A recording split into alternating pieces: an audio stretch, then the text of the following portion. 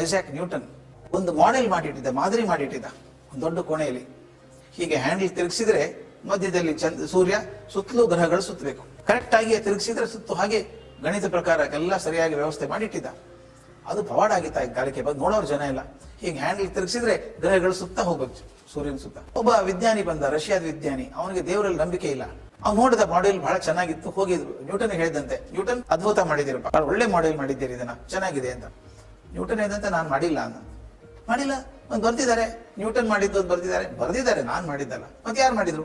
ಇದು ಯಾರು ಮಾಡಿಲ್ಲ, ತನ್ನಷ್ಟು ತಾನೇ ಬಂದಿದೆ ಅಂದಂತೆ. ಆ ವಿಜ್ಞಾನಿ ನಕ್ಕಂತೆ, ಅಲ್ಲಯ್ಯ ನಾನು ನೋಡಿ ಬಂದಿದ್ದೇನೆ, ಹ್ಯಾಂಡಲ್ ಇದೆ, ಅದೆಲ್ಲ ಮಾಡೆಲ್ಸ್ ಇದಾವೆ, ಈಗ ತಿರುಗ್ತವೆ, ಮಾಡ್ಲಾರ್ದು ಇರೋಕ್ ಸಾಧ್ಯ ಇದೆಯಾ? ಅದು ಯಾರೋ ಮಾಡಿರ್ಬೇಕಲ್ಲ ಅಂತ ವಿಜ್ಞಾನಿ ಹೇಳಿದಂತೆ.